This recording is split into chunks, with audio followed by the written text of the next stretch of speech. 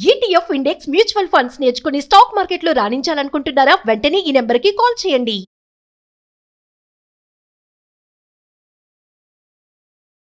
నమస్తే కళ్యాణ్ గారు. నమస్తే జయ గారు. నమస్తే. కళ్యాణ్ గారు, నిన్న ఒక మెయిల్ చూశానండి. నేను వీణాలత తన పేరు, బెంగళూరు నుంచి మెయిల్ చేసింది. తను మనకి ఆఫీస్లో ఒక భయంకరమైన స్టెప్ తీసుకోబోతోంది. తను ఏం చేయాలి అనే ఒక ఆలోచనలో, అంటే తను తీసుకునే నిర్ణయం కరెక్టా కాదా అనేది తనకు ఒక డౌట్ అనమాట. ఒకసారి మీతో మాట్లాడి, అంటే అది ఎంత పెద్ద నిర్ణయమో అర్థమవుతుంది మనం మాట్లాడితేనే. అలా చెప్తుంటేనే భయం వేస్తుంది. నిజంగా కళ్యాణ్ గారు, అంటే మనకి తెలుసు ఇలాంటివి ఉంటాయన్న ఒక ఐడియా ఉంది, కానీ అందమైన జీవితానికి ఒక లేఖ రాసి బహిరంగంగా, అంటే ఒక మెయిల్ పెట్టి తను మీ నిర్ణయం కోసం వెయిట్ చేస్తుంది అనమాట. సో డెఫినెట్ గా మీరు మాట్లాడాలి అని చెప్పేసి నేను వెంటనే తీసుకున్నాను కాల్. నెంబర్ ఉంది, కాల్ చేసేస్తానండి. వీణాలత అండి తన పేరు. ఎక్కడ వాళ్ళు మేడం? బెంగళూరు అండి. బెంగళూరు. బెంగళూరు నుంచి చేసింది.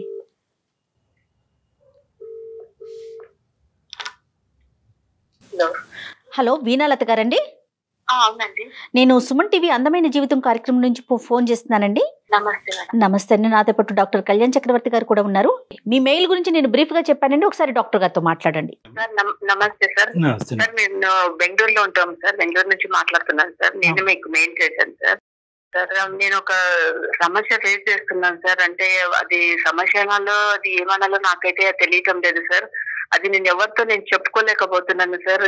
ఇంకా ఈ ప్రోగ్రామ్ నేను రెగ్యులర్ గా చూస్తుంటాను. ఎందుకో సార్ నాకు ఇది షేర్ చేయాలి, దీని గురించి ఒక నిర్ణయం తీసుకోవటానికి నాకు ఇంకా ఎవరు నాకు తెలియటం లేదు సార్. ఎందుకంటే మా రిలేటివ్స్ కానీ ఎవరు కూడా నాకు సజెషన్ ఇచ్చే వాళ్ళు ఎవరు కూడా లేరు సార్. అందుకనేసి నేను కాల్ చేశాను సార్. దయచేసి కొంచెం వినడానికి నా కోసం కొంచెం టైం ఇవ్వండి సార్ ప్లీజ్. చెప్పండి అమ్మా వీణా గారు. చెప్పండి, మీ ప్రాబ్లం ఏంటి, అసలు ఏంటి, మీరు ఏం ఎక్స్పెక్ట్ చేస్తున్నారు, అసలు ఏం జరుగుతుంది? మేడం, మాది ఒక చిన్న ఫ్యామిలీ మేడం. నేను, హస్బెండ్, ఇద్దరు పిల్లలు ఉంటాము. మేము మంచిగా మా ఫ్యామిలీ బాగా జరుగుతుంది. అంటే మా హస్బెండ్ కూడా మంచి ఉద్యోగం చేస్తున్నారు, బాగుండే వాళ్ళ మేడం. ఒక 2 years నుంచి చాలా కష్టాలు పడుతున్నాం మేడం. ఎందుకంటే ఒక సిచ్యువేషన్ ఒకటి మా లైఫ్ లో అనుకోకుండా ఒకటి జరిగింది మేడం. అదేంటంటే మా హస్బెండ్ కు రెండు కళ్ళు ఒక యాక్సిడెంట్ లో పోయాయి మేడం. అప్పుడు ఆ 2 years నుంచి ఆయన బెడ్ లోనే ఉన్నారు మేడం. ఆయనకు సరిగా ట్రీట్మెంట్ కూడా ఇప్పించలేకపోతున్నారు మేడం. ఎందుకంటే మేము ఫైనాన్షియల్లీ చాలా ఒక దిగజారిపోయిన స్థితిలో ఉన్నాం మేడం. ఎందుకంటే ఆయన మాత్రం సంపాదిస్తున్నారు. ఇప్పుడు సడన్ గా ఆయనకి ఇలా జరిగింది కదా, ఆయన బెడ్ లో ఉన్నారు. ఇద్దరు పిల్లలు చూస్తే చిన్న వాళ్ళుగా ఉన్నారు మేడం. వాళ్ళు స్కూల్ కి వెళ్ళే పిల్లలు మేడం. నాకు ఎవరు కూడా సపోర్ట్ చేసే వాళ్ళు ఎవరు లేరు మేడం. మీ వయసు ఎంత అమ్మా? పిల్లల వయసు ఎంత? మీ వారి వయసు ఎంత? ఎంతకాలం అయింది పెళ్ళి? సార్ మా వారి వయసు 41 సార్. మీదమ్మా? నాకు 34 ఉంది సార్. 34. పిల్లలమ్మా? పిల్లలు ఒకరు 12 సంవత్సరాలు ఒకరు ఉన్నారు సార్, ఇంకొకరు 14 years ఒకరు. ఓకే ఓకేనమ్మా. మీరు చాలా సంవత్సరాలు బట్టి బెంగళూరులోనే సెటిల్ అయ్యి ఉన్నారు. మీరు చదువుకున్నారా వీణా గారు? నేను చదువుకున్నాను సార్. నేను డిగ్రీ చేశాను సార్, కానీ ఎక్కడ నేను జాబ్ అయితే నేను చేయలేదు సార్. చేసే అవసరం నాకు రాలేదు సార్. అతనే చేసేవారు. అంటే పిల్లలు కరెక్ట్ గా వయసుకు వచ్చి ఉన్నారు. ఇప్పుడు మీ వారైతే కనుక కంటిన్యూస్ గా జాబ్ లోనే ఉన్నారు, బిజినెస్ కాదమ్మా అతను చేసే జాబ్? ఆయన చేసే జాబ్ సార్ అది ఒక సెమీ గవర్నమెంట్ లాగా ఉంది సార్, అదే కంపెనీ. దాంట్లో చేస్తున్నారు. ఆయనకు 40,000 వరకు శాలరీ వస్తుంది సార్. అప్పుడు సమస్య ఏంటండి చెప్పండి మేడం. సమస్య ఇప్పుడు ఆయన జాబ్ కు వెళ్ళట్లేదు. ఇంకా మాకు ఇల్లు జరగడం చాలా కష్టం అయిపోయింది మేడం. ఇంకా నేను కూడా కొన్ని చోట్ల అక్కడ ఇక్కడ ప్రయత్నాలు చేశాను, కానీ చాలా తక్కువ శాలరీ ఇస్తామంటున్నారు. అలాగే మా హస్బెండ్ ఎక్కడ వర్క్ చేస్తున్నారో వాళ్ళని నేను కాంటాక్ట్ అయ్యాను మేడం, అప్రోచ్ అయ్యాను. వాళ్ళు ఏం చెప్పారంటే వాళ్ళు జాబ్ ఇస్తామన్నారు సార్. నేను వెళ్ళి కలిశాను సార్ జిఎం గారిని. Very good. వాళ్ళు జిఎం గారు నా ప్రొఫైల్ అన్ని చూసారు. నేను కూడా డిగ్రీ చేశాను కదా, చూసారు. వాళ్ళు ఓకే మేము మీ ఫ్యామిలీకి మేము సపోర్ట్ ఇస్తాము, మీకు జాబ్ ఇస్తాము అనేసి వాళ్ళు ఒప్పుకున్నారు సార్. వాళ్ళు శాలరీ అమ్మా, శాలరీ మాట్లాడారా?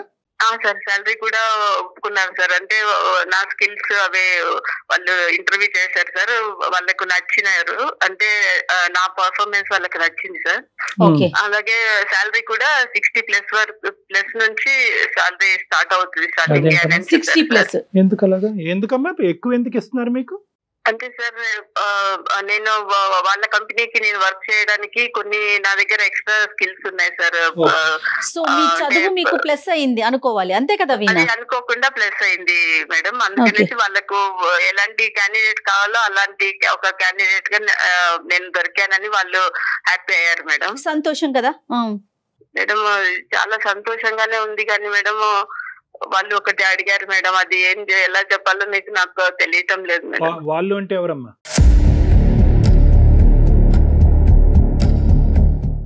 అది మేనేజ్మెంట్ జిఎం గారు అండి. జిఎం గారు. ఓకే, ఏం అడిగారమ్మా? లంచం అడిగారా?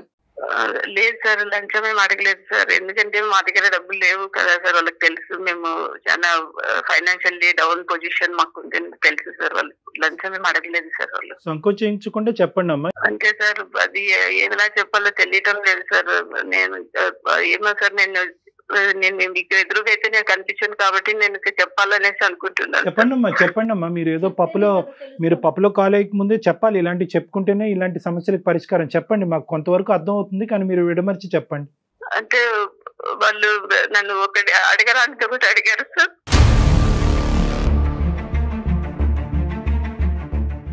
కమిట్మెంట్ అడుగుతున్నారు సార్.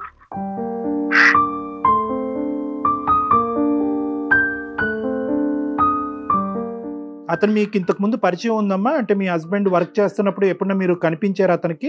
ఎక్కడన్నా ఫంక్షన్స్ లో కానీ ఏదన్నా? ఎప్పుడు చూడలేదు? లేదు సార్, నేనైతే ఎప్పుడు అంటే మా హస్బెండ్ కు సంబంధించి అక్కడ కంపెనీలకు వెళ్ళడాలి అలాగే నేను ఎప్పుడు వెళ్ళలేదు సార్. అంటే నేను ఫస్ట్ టైమే నేను వాళ్ళని మీట్ అయినాను సార్. అంటే జాబ్ విషయంలోనే నేను వాళ్ళని మీట్ అయినాను. ఇంతవరకు నేనైతే ఎప్పుడు చూడలేదు సార్ వాళ్ళని. అసలు లోపల నుంచి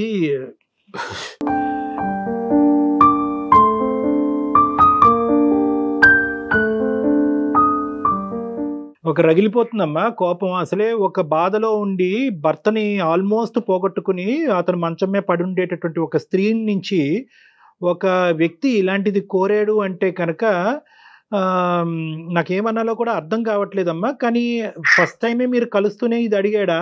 నీకు జాబ్ ఇస్తున్నాను కాబట్టి నువ్వు నాకు ఇది చేయాలని డైరెక్ట్ గా అడిగేశాడా?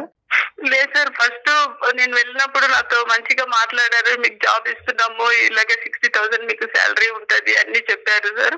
నేను సంతోషంగా నేను ఇంటికి వచ్చేసి మా వారికి పిల్లలకు కూడా చెప్పాను సార్. వాళ్ళు కూడా చాలా హ్యాపీ అయ్యారు సార్. దేవుడు మనల్ని వదలలేదు, మనం ఇంకా హ్యాపీగా ఉంటాము అనేసి చాలా హ్యాపీ అయ్యారు సార్. తర్వాత మళ్ళీ కాల్ వచ్చింది సార్, ఒకసారి వచ్చి మీరు ఆఫీస్ కు కలవండి అనేసి.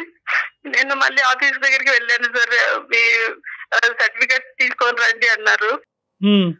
తీసుకొని వెళ్ళాను సార్. తీసుకొని వెళ్ళినప్పుడు అప్పుడు ఆ టైంలో ఆయన చెప్పారు, మీకు ఉద్యోగం ఇస్తున్నాము, మళ్ళీ మీరు మమ్మల్ని సంతోష పెట్టరా అని అన్నారు సార్. నాకైతే అర్థం కాలేదు ఏం అడుగుతున్నారు.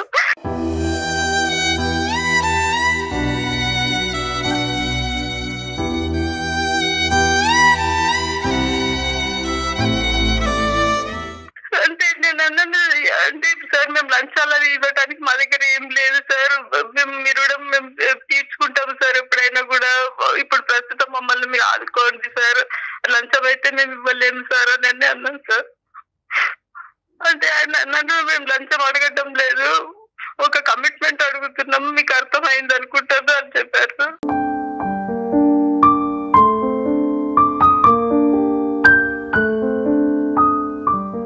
చెప్పులు వేసుకుని వెళ్ళావుగా? అవును సార్. మరి ఎడంకాలు చెప్పు ఎందుకు తీయలేదు? సార్ అది నా పరిస్థితి ఇలా ఉంది, నేను ఒక కన్ఫ్యూజన్ లో ఉన్నాను సార్. ఏం పరిస్థితి అమ్మా? ఏం పరిస్థితి? అతను అడిగిందేంటి, మీరు మాట్లాడేదేంటి? మేడం పరిస్థితులు అంటే ఏంటి? మేడం నేను ఒక 2 years నుంచి 2 సంవత్సరాల నుంచి ఎంత కష్టపడుతున్నాను ఎవరికి తెలియదు మేడం. నా హస్బెండ్ ట్రీట్మెంట్ ఇవ్వలేకపోతున్నాను, పిల్లలకు సరైన భోజనం పెట్టలేదు, పిల్లలు స్కూల్ ఫీజులు కట్టలేకపోతున్నాను, చాలా బాధపడుతున్నాను మేడం.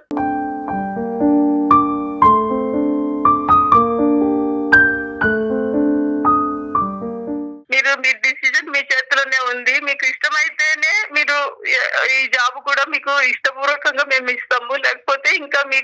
మంచి క్వాలిఫైడ్ ఉన్నటువంటి లేడీస్ వాళ్ళంతా రెడీగా ఉన్నారు, వాళ్ళకి వెళ్ళిపోతుంది. చూడండి, ఆలోచించుకోండి, మీ ఇష్టము. మేమైతే మాకు కావాల్సింది మేము చెప్పినాము, అది మీ పర్సనల్, మీరు ఆలోచించుకొని మీకు ఉద్యోగం కావాలంటే మీరు ఒక డేట్ మేము ఇస్తాము, ఆ డేట్ కు మీరు మా దగ్గరికి వచ్చేసేయాలి అని చెప్పారు మేడం.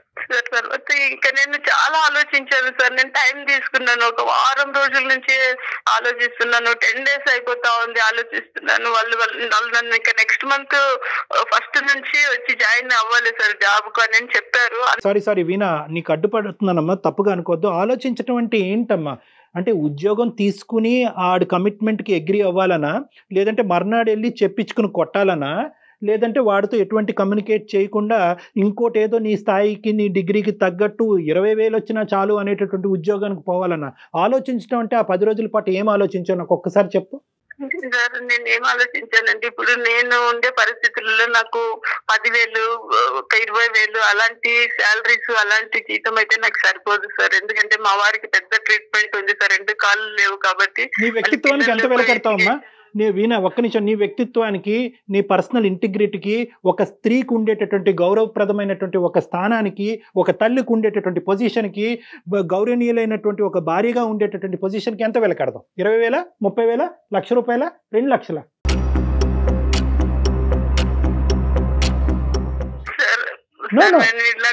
సార్ నేను ఒక మాట అంటాను సార్, మీరు పెద్దవాళ్ళు సార్, మీకు అన్ని నాలెడ్జ్ ఉంది సార్, మీరు నన్ను తప్పుగా అర్థం చేసుకోవచ్చు. చాలా ఇలా జరుగుతున్నాయి సార్. అయితే చాలా మంది నాలాగా చెప్పుకోలేకపోతున్నారు, నేను అయితే చెప్తున్నాను సార్ మీకు. వీణా, 1,00,000 మంది మా దగ్గరికి రాలేదు. మా దగ్గరికి వచ్చినటువంటి ఆ 1,00,000 మందిలో ఒక స్త్రీ వీణా అనేటటువంటి వ్యక్తిని వచ్చినప్పుడు ఆ అమ్మాయి యొక్క అమాయకత్వం, లేదంటే ఇమోషన్స్ లో తీసుకునేటటువంటి నిర్ణయాన్ని కడిగి పారేయవలసినటువంటి బాధ్యత మా మీద ఉంది. కాబట్టి నేను నీతో ఇంత గట్టిగా మాట్లాడుతున్నాను. 10 రోజుల పాటు ఆలోచించిన వీణా ఏ నిర్ణయం తీసుకున్నది చెప్పండి. సార్ నేను చెప్తున్నాను సార్, మీరు సార్ నన్ను ఎలాగ అనుకుంటారో, నేను ఒక చెడ్డదాన్ని అనుకుంటారో, ఏమనుకుంటారో మరి నాకైతే తెలియదు సార్. నేనైతే నా కుటుంబం కోసం చేయాలనుకుంటున్నాను సార్. నా కుటుంబం, నా భర్త మమ్మల్ని ఎంతగానో ప్రేమించిన మా భర్త ఈ రోజు మంచంలో ఉన్నాడు. ఆయన చూసుకోవాల్సిన బాధ్యత నాకుంది సార్. అమ్మ, నీ గురించి ఏమనుకుంటాం అనేటటువంటి మ్యాటర్ తీసి పక్కన పెట్టండి. మీరు తీసుకున్న నిర్ణయం ఏంటో ఒకసారి చెప్పండి. అవిటితనంతో బాధపడుతున్న నీ భర్త నీ గురించి ఏమనుకుంటాడనేది తర్వాత సబ్జెక్టు. నువ్వు ఏం నిర్ణయం తీసుకున్నావు? ఎందుకు తీసుకున్నావు? దానికి ఒప్పుకోవాలనేసి నిర్ణయం తీసేసుకున్నాను.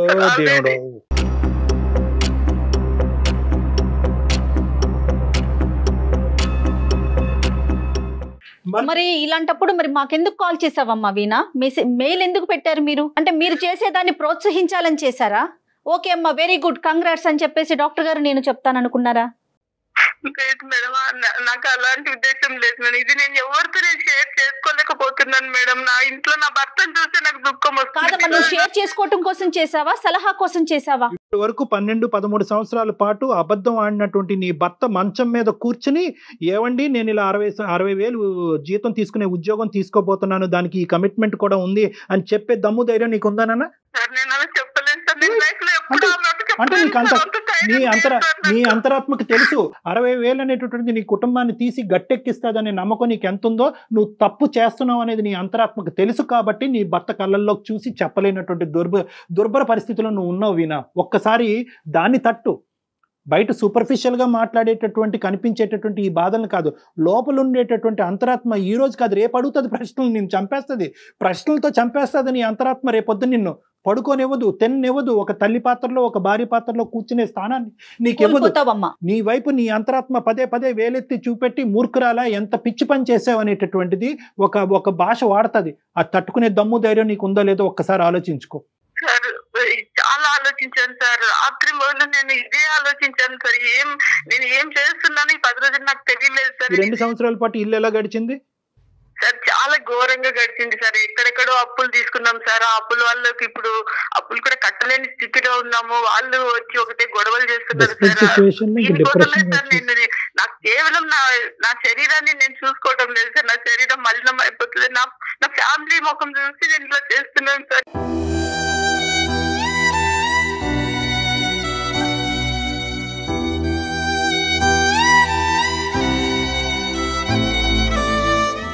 నేనైతే ఇది నా రిలేటివ్స్ కు ఎవరికి, నా ఫ్రెండ్స్ కి ఎవరికి చెప్పలేవు, చెప్పలేవు, చెప్పేటటువంటి పరిస్థితి కాదు, చెప్పగలిగేటటువంటి సమాజంలో మనం లేము, చెప్పేటటువంటి వ్యక్తిత్వం నీది కాదు కాబట్టి చెప్పలేవు, అది మనకు తెలుసు. That is a different story.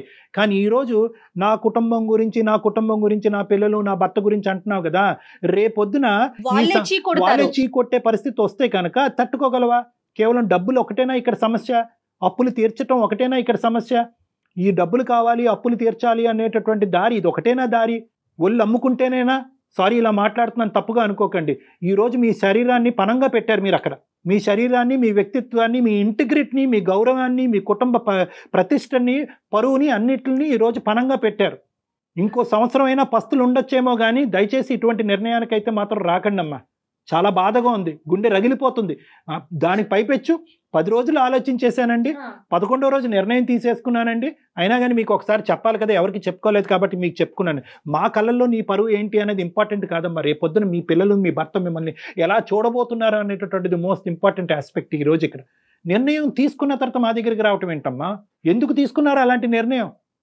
మీ తల్లిదండ్రులు ఎందుకు నిన్ను కని పెంచి పెద్ద చేసి ఒక గౌరవప్రదమైనటువంటి ఒక ఇంట్లోకి ఎందుకు పంపించారు?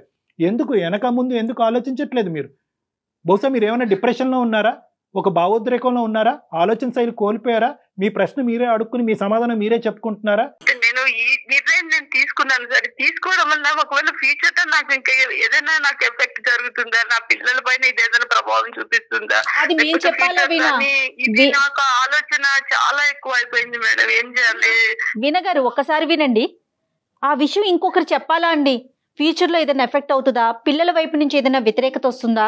సమాజం నుంచి కానీ, మీ భర్త వైపు నుంచి కానీ, కుటుంబ సభ్యుల నుంచి కానీ వ్యతిరేకత వస్తుందా అనే విషయం ఇంకొకరు చెప్పాలా?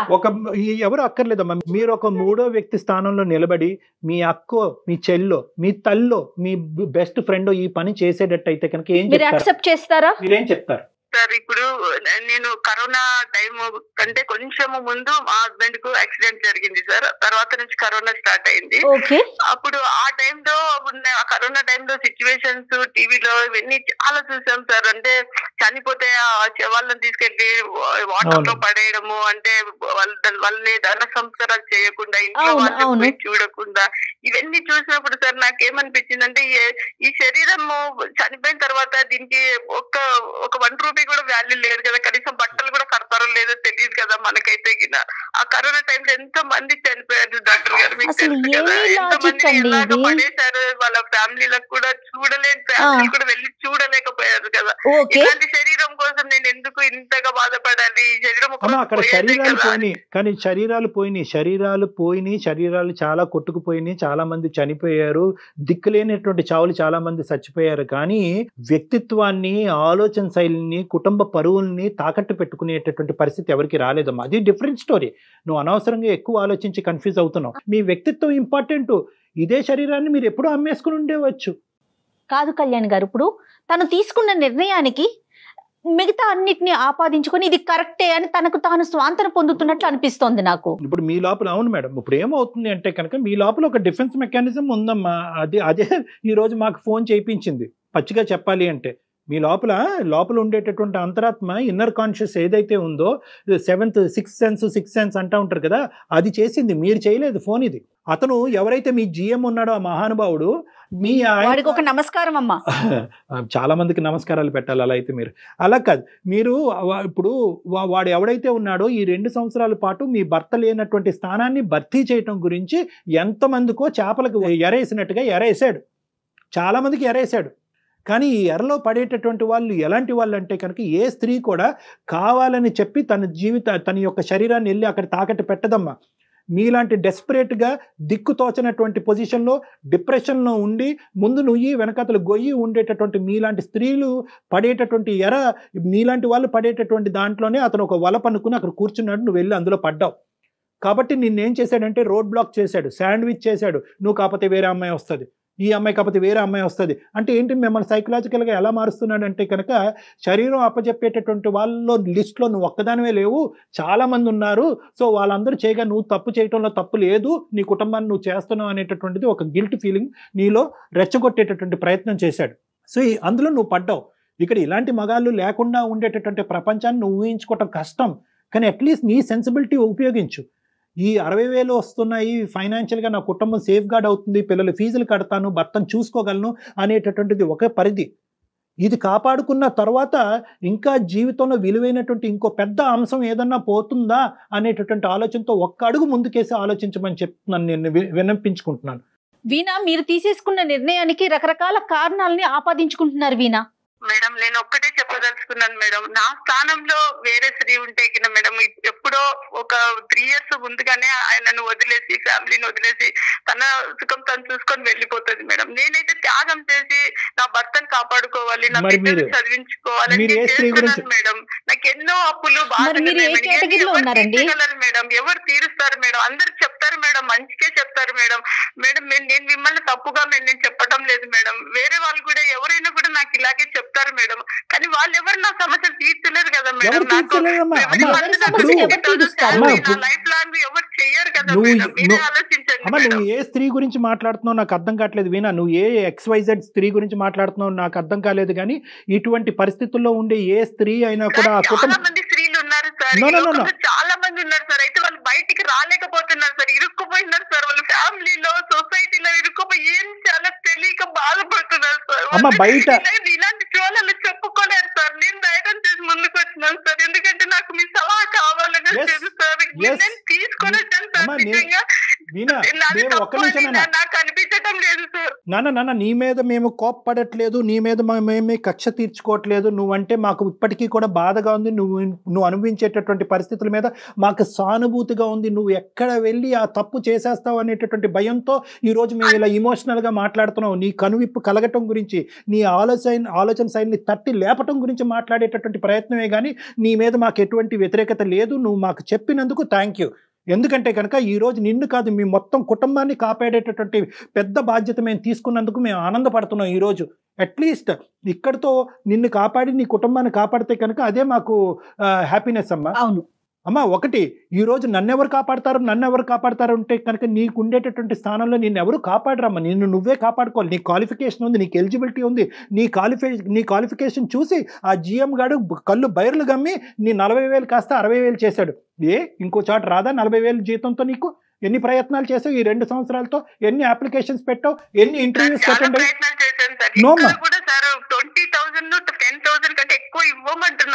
అమ్మా 10,000 నో తల్లి, 10,000 నువ్వు 40,000 ఫిగర్ చూసి ఒకేసారి 60,000 చూసేటప్పటికి నీ కళ్ళు బయర్లు గమని నువ్వు ఏదో ఒక కొత్త ప్రపంచాన్ని చూడటం మొదలు పెట్టావు. ఇదేంటి ఒక లాటరీ టికెట్, ఒక బోనస్ తగిలినట్టుగా నువ్వు ఫీల్ అవుతున్నావు. కాబట్టి నీకు 60 నీకు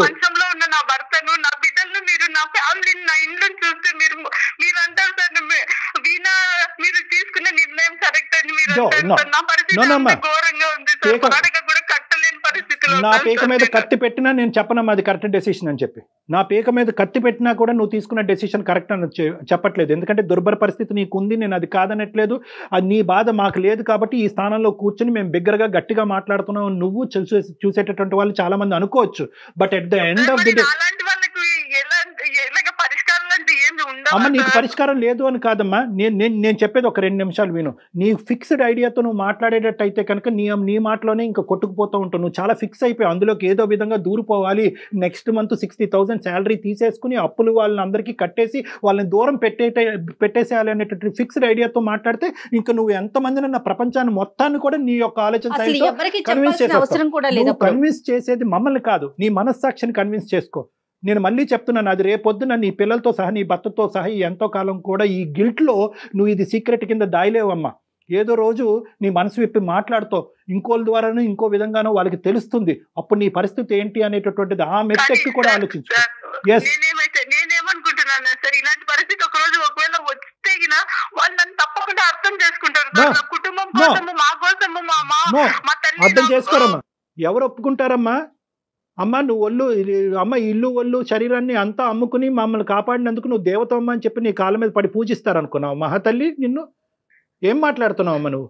సార్ వాళ్ళు ఒకవేళ సరే సార్ మీరు అన్నట్టు వాళ్ళు నన్ను యాక్సెప్ట్ చేయకపోయినా పర్వాలేదు సార్, వాళ్ళ కోసం త్యాగం చేస్తారా? నా కుటుంబం కోసం భగవంతుడా చేసినాను అనేసి వీణ ఒకటి నీ బాధ నాకు పూర్తిగా అర్థమైంది. నీకు ఉండేటటువంటి ఈ ఏ విధంగా ఎంత బాధని, ఎంత శోకాన్ని నువ్వు అనుభవిస్తే కనుక ఈరోజు ఇక్కడి వరకు దిగజారిపోయి నువ్వు మాట్లాడుతున్నావు అన్నది మాకు అర్థమవుతుంది. కానీ ఒక్కసారి నా మాట విను. ఈరోజు నువ్వేమంటున్నావు, జాబులు వస్తున్నాయండి కానీ ఏదో ఆ 10,000 20,000కి వస్తున్నాయి, ఆ 10,000 20,000తో నేను ఎలా అండి సర్దుకుపోను అనేటటువంటి మాట నువ్వు అంటున్నావు.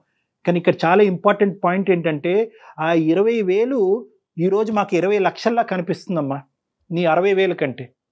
నీ 60,000 కంటే కనుక ఆ 20,000 నీ వ్యక్తిత్వాన్ని, నీ జీవితాన్ని, నీ ప్రపంచాన్ని, నీ లోకాన్ని కాపాడేటటువంటి 20,000. ఆ 20,000 అలా కాపాడుకుంటూ పోతే ఆ ఎక్స్పీరియన్స్ ఉపయోగించుకుంటే కనుక ఒక 6 నెలల తర్వాత వేరే చోట అప్లై చేస్తే 30,000 వస్తుందమ్మా. మేము ప్రపంచాన్ని చూసామమ్మా. ఒకేసారి వేలకు వేలు వచ్చేవి. 30,000ని కాపాడుకుంటూ ఒక 2-3 కోర్సులు చేసుకుంటూ నీ కరికులం బయటని కొద్ది బిల్డప్ చేసుకుంటే 40,000 వస్తాయమ్మా. తర్వాత 60,000 వస్తాయమ్మా. ఒక 2 సంవత్సరాల్లో 1,00,000 వస్తుందమ్మా. ఇది ప్రపంచం.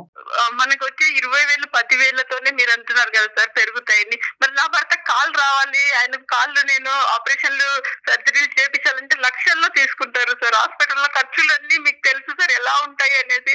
మరి నేను ఆ వేళ్లతో నా ఇల్లు గడుపుకోవాలి, ఆయనకు ట్రీట్మెంట్ నేను ఎలాగ ఇప్పించగలను సార్? ఆయన నేను నడిపించాలి సార్, ఆయన నడవాలి సార్. ఎందుకంటే ఆయన నా భర్త కాబట్టి. ఆయన కోసం, ఆయన మా కోసం ఎంతో చేశారు. నేను ఇప్పుడు ఆయన కోసం ఏమో చెయ్యాలి సార్. నాకు ఫైనాన్షియల్ చెడ్డదాన్ని మీరు అన్నా పర్లేదు, నేను అనట్లేదమ్మా. నువ్వు చెడ్డదనం అని అనట్లేదు, నువ్వు అమాయకురాలు, ఇది పిచ్చితనం అని ఇందాక నుంచి అందుకే అంటున్నాను. నిన్ను బ్యాడ్ అనట్లేదు, మ్యాడ్ అంటున్నాను. నీకు తెలియట్లే నువ్వు చేసేటటువంటి నీ ఆలోచన తెలియదు. ఒకటమ్మా, ఫైనాన్షియల్ డిమాండ్ బట్టి దిగజారిపోయేటటువంటి దుస్థితికి మన సమాజం ఇంకా పోలేదమ్మా.